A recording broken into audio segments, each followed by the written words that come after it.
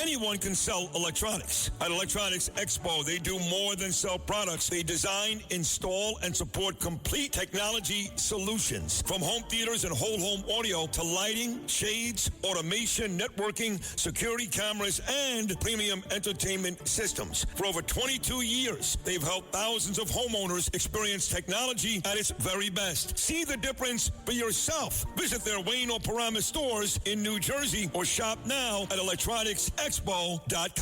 Hey, business owners, we know you know the importance of maximizing every dollar. With the Delta SkyMiles Reserve Business American Express card, you can make your expenses work just as hard as you. From afternoon coffee runs to stocking office supplies and even team dinners, you can earn miles on your business purchases. Plus, you can earn 125,000 bonus miles for a limited time through July 15th. The Delta SkyMiles Reserve Business Card. Check out the new card design at www.delta.com/Spotify Business. Minimum spending requirements and terms apply. Offer ends July 15th, 2026.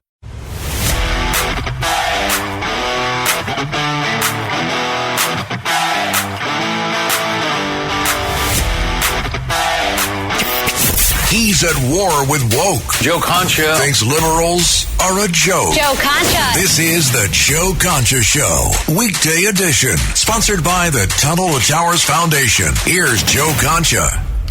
And welcome, everybody, on this Monday night, post-July 4th weekend.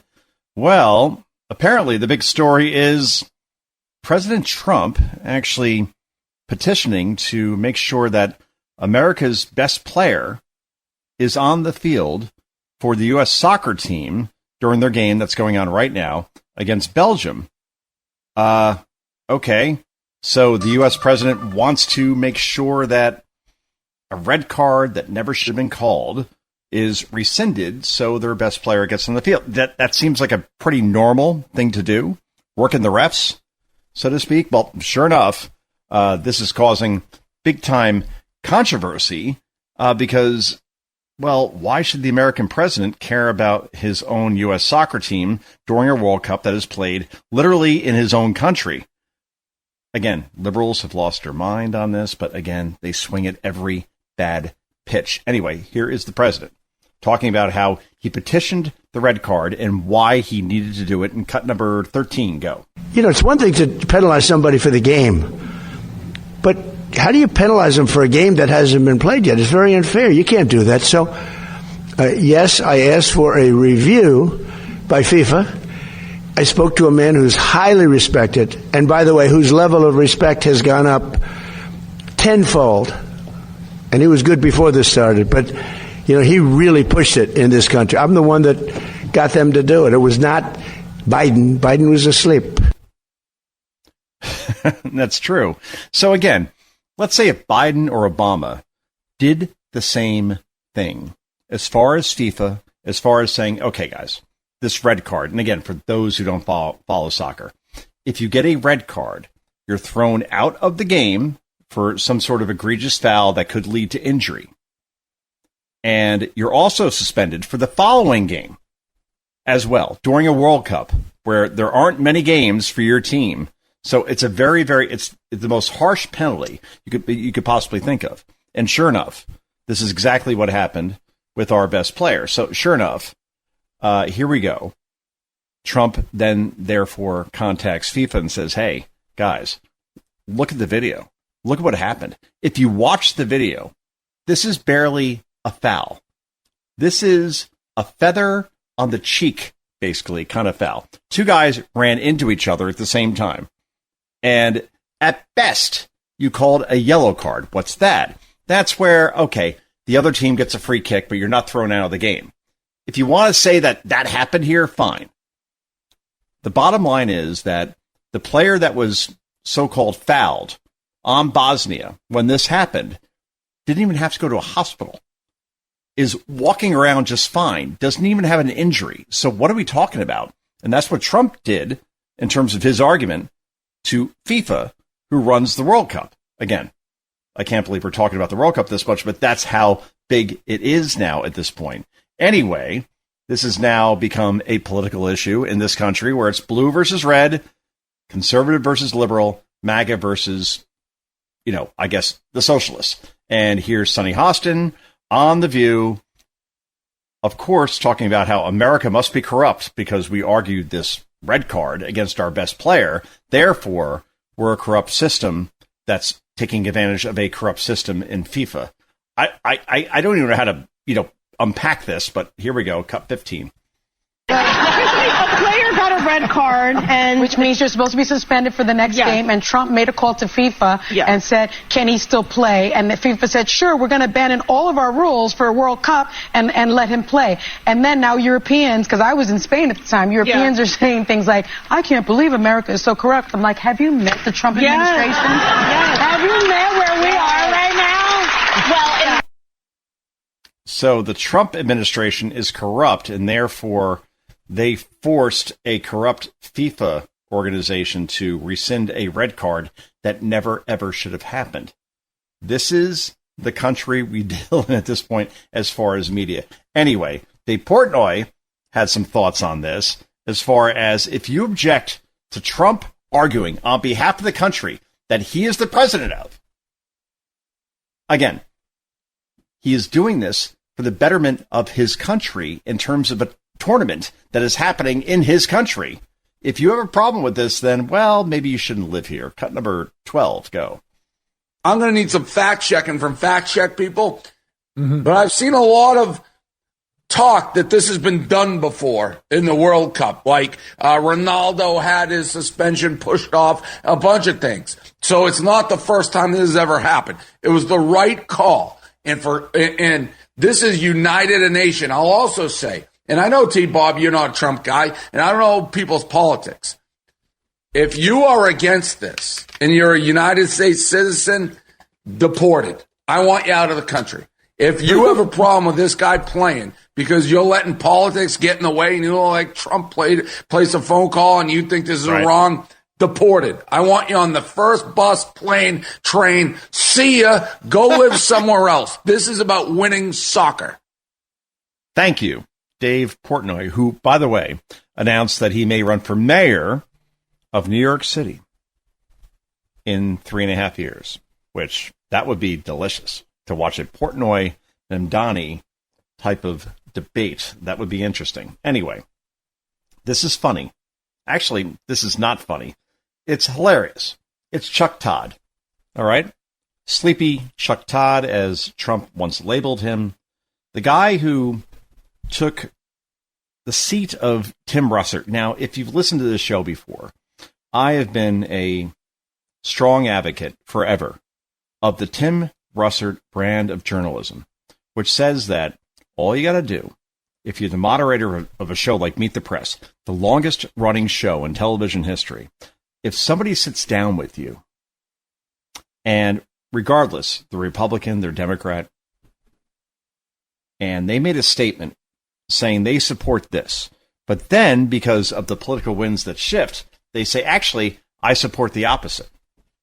Without saying that, of course. Russert would play back the clip to that politician, Republican or Democrat, does not matter, and say, you said this then, what changed? That was the basic 101 journalism thing that he did. And we don't see that much anymore in many quarters. And the fact that Chuck Todd then took over that seat and turned it into a bad version of Jim Acosta meets Don Lemon kind of journalism is a whole bowl of wrong. Now, Chuck Todd is unemployed. Even MSNBC fired him. He had a show every day there at 5 o'clock. NBC obviously also fired him from Meet the Press. And now he's that other guy doing a show on YouTube from his kitchen or his basement at his house because he's unemployable. And he always maintained over all these years that he was objective, that he was the guy that you could trust, like a Tim Russert. And now the mask has come off, like it has with Lemon, like it has with Acosta, like it has with Terry Moran or Katie Couric, or you could go down the list of all these people that used to work in journalism and get paid 7 figures. And now they're relegated to their homes doing podcasts, talking about things like this, where they reveal themselves for what all of us knew they were, like in cut number 10. Go. And this is why I'm so pissed off. Not because I love the country less, but because I love the idea of America enough to resent seeing it cheapened by this man. Of course. America deserved better at 250. Someday, I believe, it will get better. But it's in your hands. Okay. There you go. So, America 250 was cheapened by this man. Ugh. As a Democrat, I hate him. Yeah, well, that's the guy who won 2, maybe 3 elections, depending on who you talk to. And the fact is that America 250 was awesome. The fact that President Trump went out there at 11 p.m. Eastern Time, after many, many hours of delay, when his staff said, let's just do this tomorrow, Mr. President. Let's do it on Sunday, July 5th. The weather's going to be a lot better. And the president insisted over and over again, we are not doing that. It's July 4th. We only get 250. I'll do the speech at 4 a.m. if I have to. That's what he told Bret Baier at Fox News. And at 11 p.m., they finally said, okay, the lightning is not a problem anymore for people in open spaces. And Trump went out there and did a speech that lasted well after midnight. And the fireworks display is the biggest we have ever seen in this country's history, based on, stats and facts. And Chuck Todd has a big problem with that. Again, these guys, Todd, Acosta, Lemon, Joy Reid, Katie Couric, Terry Moran, go down the list, all of them, all painted themselves as objective journalists that hold both sides accountable without fear or favor to party. And now, listen to what we're listening to from a Chuck Todd. You can't tell the difference between him and Joy Behar and Sonny Hostin on The View. That I certainly know. Now, meanwhile, here's where Democrats stand on America 250. Great montage made online.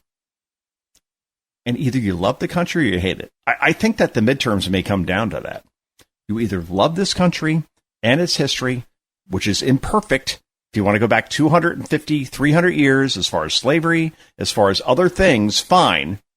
But we're the good guys. You either believe that or you don't. And Democrats portray which side they're on perfectly. And cut number 11, go.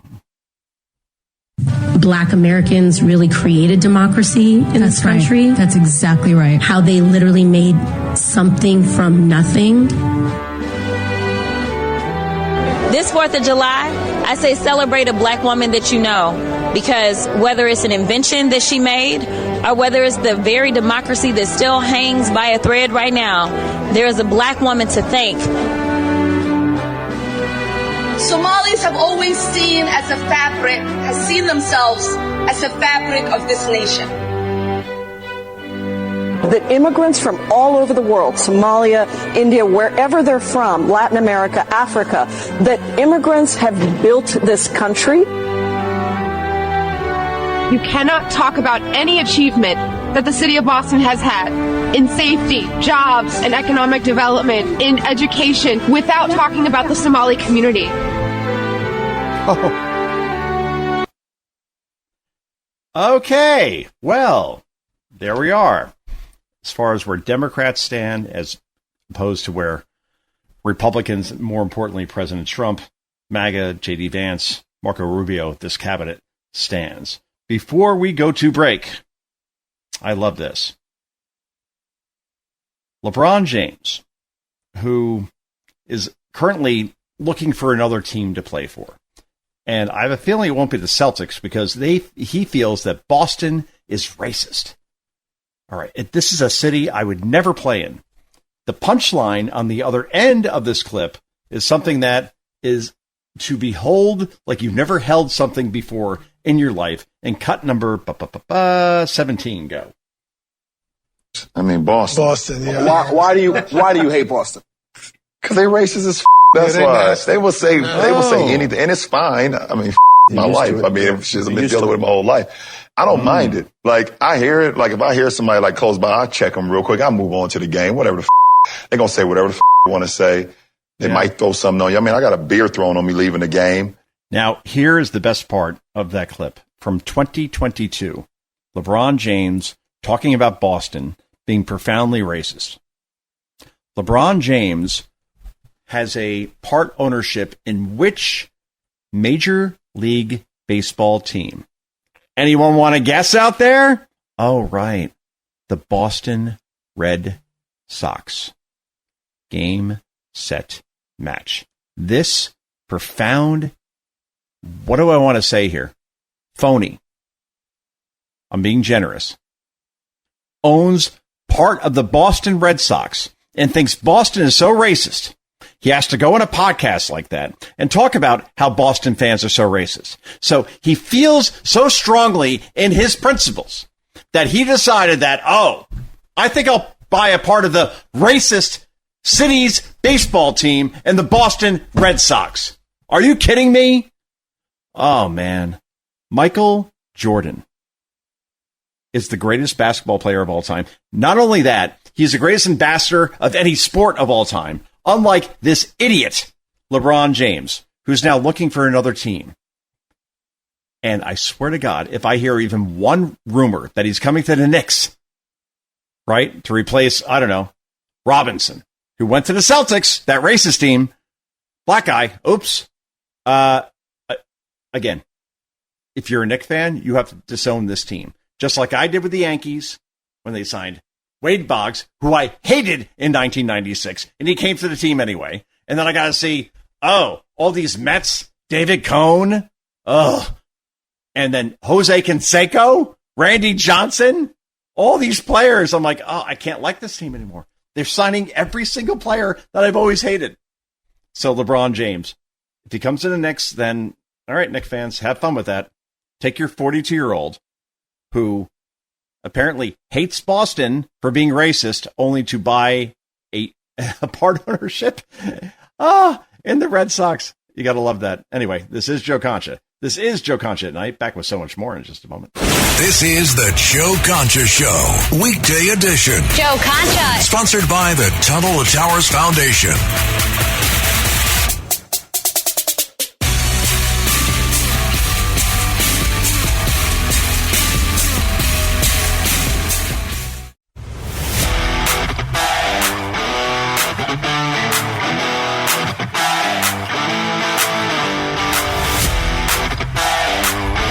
This is the Joe Concha Show, weekday edition, sponsored by the Tunnel to Towers Foundation. Here's Joe Concha.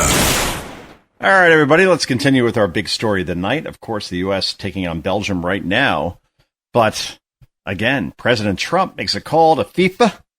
They run the whole international soccer thing.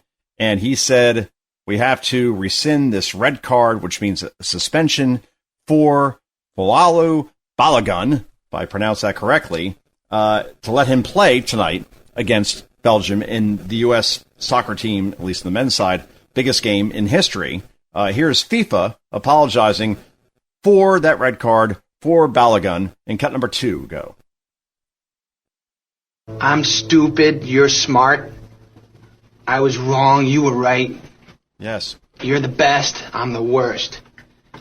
You're very good looking. I'm not attractive. All right. As long as you're willing to admit that now.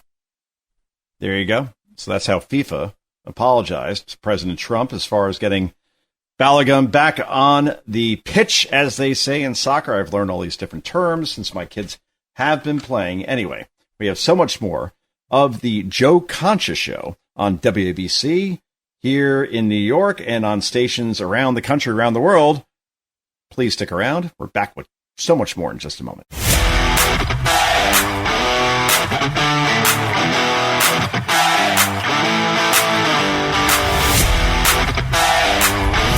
This is the Joe Concha Show, weekday edition, sponsored by the Tunnel to Towers Foundation. Here's Joe Concha. Hey, welcome back, everybody. So we have a situation where Marxism is now taking over America. Forget communism, forget socialism, forget all that stuff. All right. It is Marxism, according to our Secretary of State and future President Marco Rubio. Now, Rubio's parents escaped Cuba right during the revolution back in 1959. They tried to go back to get family members and realized, and they lived there for a bit and said, okay, maybe this isn't so bad. And then realized like, oh, this is bad, and got back out again. in the early 60s. Marco Rubio was born later, 1971, and then eventually, played actually some football in college. Very cool. University of Florida. Then got his law degree. Then married. This gets no credit whatsoever. We have to talk about this more. A Miami Dolphins cheerleader. I mean, you give me anybody else in Congress, the Senate, the Trump cabinet, who married a Miami Dolphins cheerleader or any cheerleader on a professional team, and please let me know. There you go. Anyway, the point is that Marco now talking about, and again, this guy will be president one day. Maybe not 2028. Maybe so. We'll see with J.D. Vance in terms of what he decides to do. And J.D. has 3 kids, a 4th on the way. He's 41 years old. Maybe he wants to spend time with those kids. Maybe he doesn't want all that pressure from a presidential campaign and obviously the threats to your life that exist with that many kids, another on the way. And Marco, if that were the case, if JD said, I don't want to run right now, maybe I'll run in 10 years when I'm only 51, or 20 years when I'm 61, or 30 years when I'm 71, which is much younger than other presidents that we've seen run in recent memory, whether it be Biden or whether it be Trump, Hillary Clinton. As far as candidates, it doesn't matter. He has a very long runway. And I think Marco, if he wanted it, if J.D. Vance weren't to run, then, well, it's his. No one's going to challenge him. DeSantis won't run again. I think Ron DeSantis will actually be an excellent president. But like a Nikki Haley type, that's sort of like Thomas Massey type. No. There are only 3 players here. It's Marco, it's J.D., and, well, I guess Donald Trump, but he can't run again. So that's that. Anyway, here's Marco on the promise of Marxism and then the reality of it behind it. And that's why I think this guy is unflappable. And if he ran for president, he would be unbeatable. In cut number 19, go. Democratic socialism sounds benign, but at the core of democratic socialism is Marxism. And at the core of Marxism is this fake offer that if you turn over more of your individual freedom, we're going to provide you security. We're going to provide you free healthcare. We're going to provide you free education. But the problem is that when they can't deliver on it or when you're not happy with it, you don't get your freedoms back. And by freedoms, I don't just mean elections. I'm talking about the right to choose your own doctor, the right to make healthcare decisions for yourself, what your kids learn in school, what schools they go to. All that stuff you lose control over, and you don't get it back just because the security they promised you didn't happen. So that's what we're on the verge of having to decide here in this country. It's a reason why people flee countries that have this stuff. It's a big deal for America, and I hope people start waking up to that reality. There you go. It's true, right? You say, okay, give me the free stuff, and I will give you nothing in return. Oh, you're giving everything in return. As we know with Zoran Memdani, what's going on here in New York. Again, where are the free buses? Where is the free childcare? Where are those free groceries? Not free, but, well, grocery stores that give us great prices on food that the private market actually can't give you. They're not coming for another 3 to 4 years, if not ever, and already way overpriced. So here we go. Anyway, Dana, CNN, who is an absolute hack.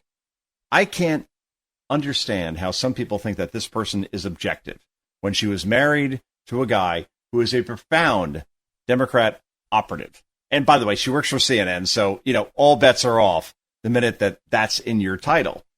Over the weekend, she had Doug Burgum on, who is the Interior Secretary. And then basically he is in charge of many things in this country, including the reflecting pool. Here is Burgum firing back at Bash, who everybody in the media is all pro rip up the reflecting pool. And if you're caught doing it, well, the thing was falling apart anyway, is the argument. But no. Burgum fires back perfectly here in cut number 1. Go. Ask you about the vandalism. There is an Olympian, David Hearn, who was indicted for vandalism. The maximum sentence is 10 years in prison. He says he didn't do anything other than reach into the reflecting pool and pull out and look at a piece of the liner that had already been cut. Do you really think he should face a 10-year prison sentence for doing this? This is somebody who competed for America and, did extremely well there and is saying he didn't do anything wrong? You can be a former governor, you can be a former this, you can be a former that, but just because you were a former something doesn't exclude you from the law today. Yeah, that's fair. But he says he didn't do anything to actually hurt it other than pick it up because it was already peeling. Well, he can say what he wants to say. I wasn't there. I was not an eyewitness. I mean, the courts will decide. But I think the law stands. That is a law that exists, and it should be, again, if people are, damaging federal government property, if people are defaming our monuments, they should face the consequences of that. So the courts will decide. Secretary Burgum. Well, there you go. I mean, again, it's kind of odd that this thing, you had people going in there and cutting all this stuff off, all the attention that's been given to this reflecting pool that Trump spent $16 million on.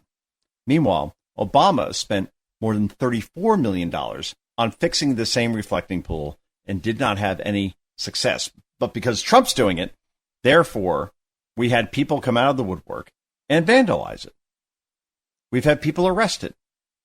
But the fact that this is a big story is because the media so wants the reflecting pool to fail.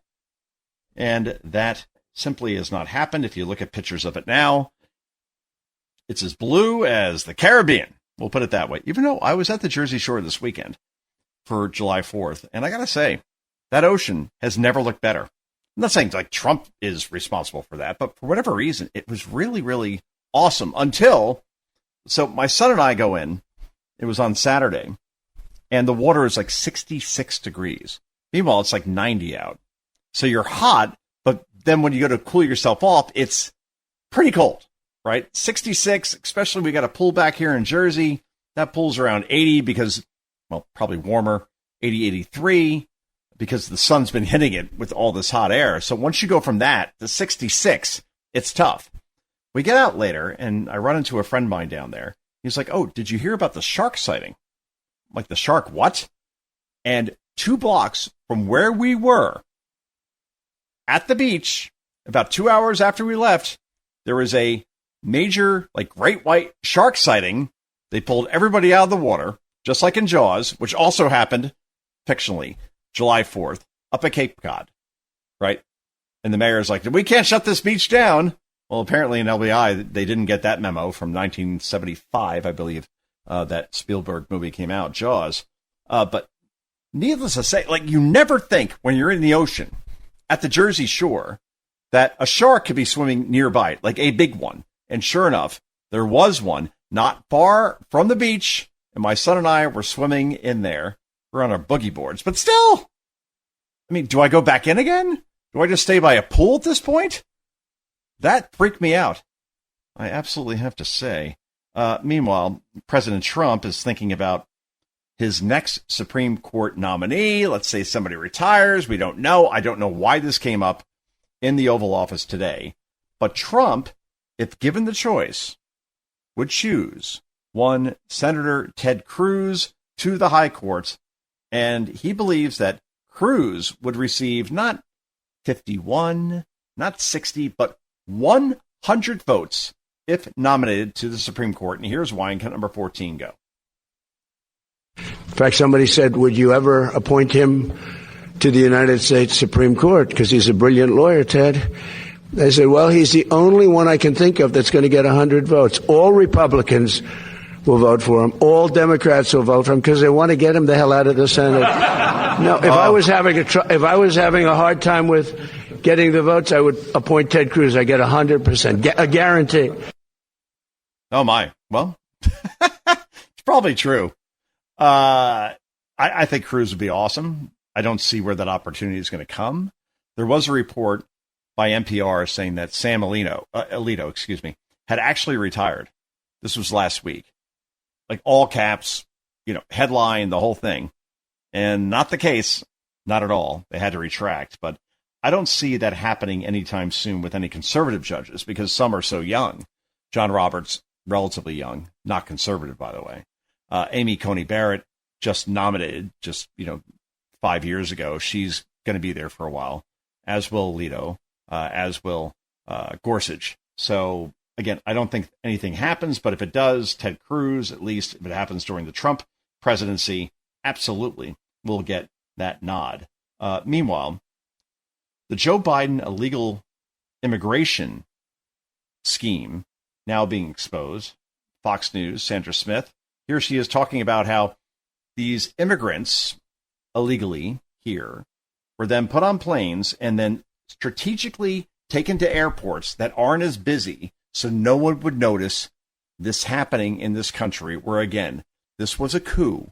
This was a takeover facilitated by not Joe Biden because he had no idea this was happening, but the Auto Pen administration. And cut number 18, go. Biden administration allegedly pressured airports to house migrants despite warnings it could compromise safety and put travelers at risk. That, according to a new bombshell Senate report that says the Biden administration directed federal agencies to find airport facilities that could be used as shelters or migrant processing facilities. At least 11 airports were allegedly asked to find space, including Chicago's O'Hare and JFK here in New York. All right. Oh, okay. So, again, we knew this was happening. We've talked about this for many years.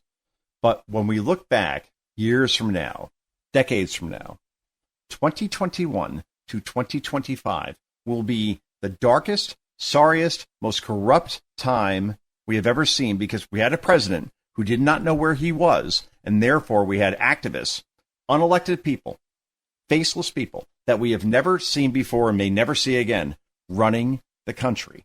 At least now, you could agree or disagree with Trump. That's fine. We know who is running the country. Anyway, this is Joe Concha. This is Joe Concha at Night. We wrap this puppy up in just a moment. This is the Joe Concha Show, weekday edition. Joe Concha. Sponsored by the Tunnel to Towers Foundation.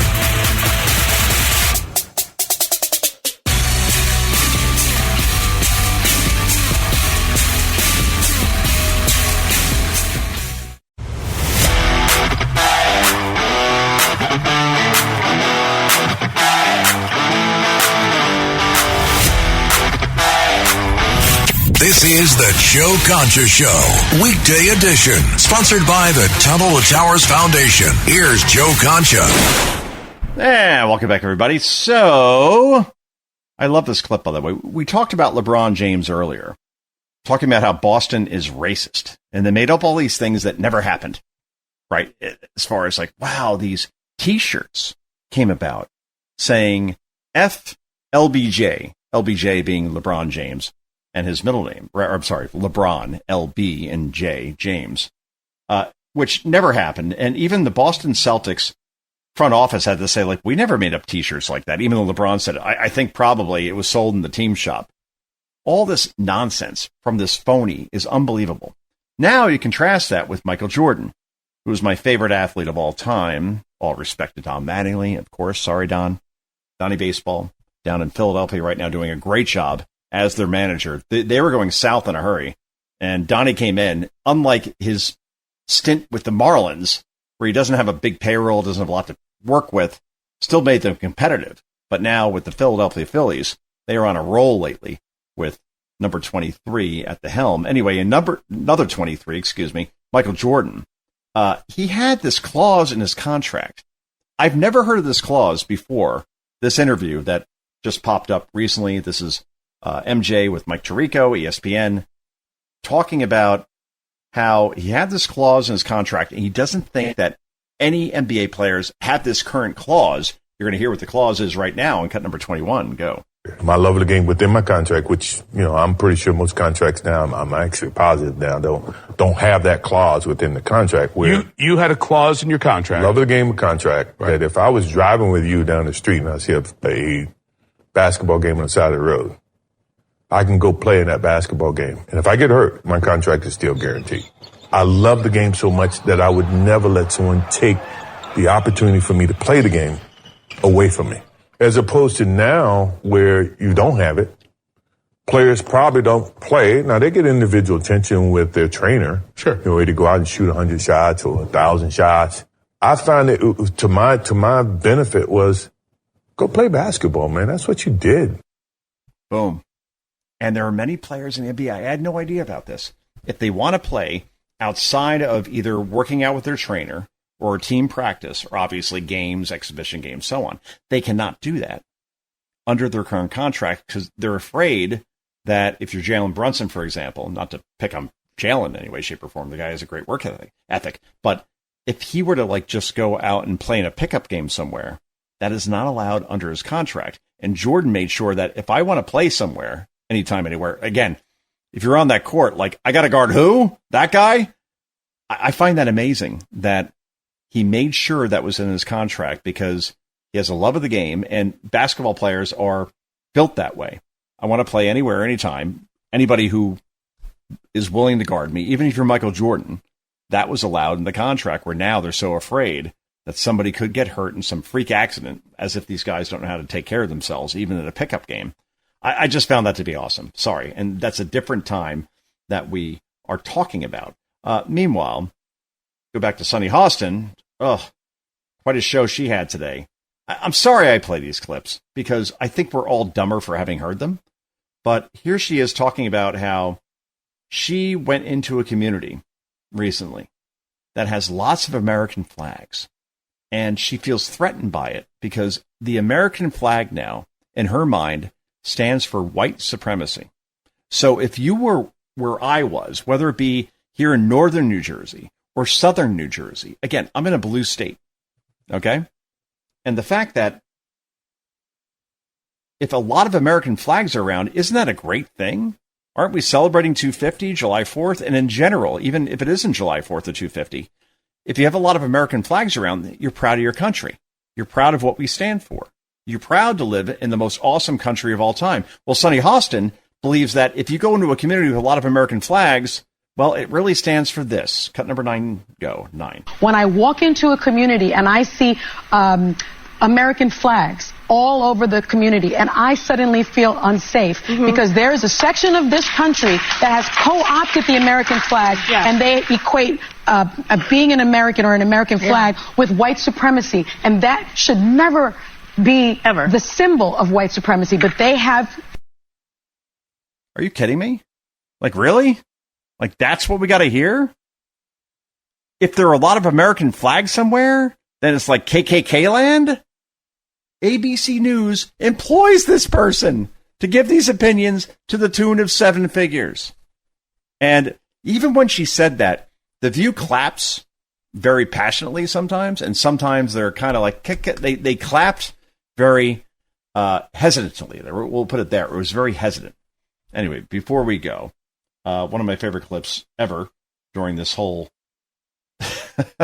great show, I hope you felt that way.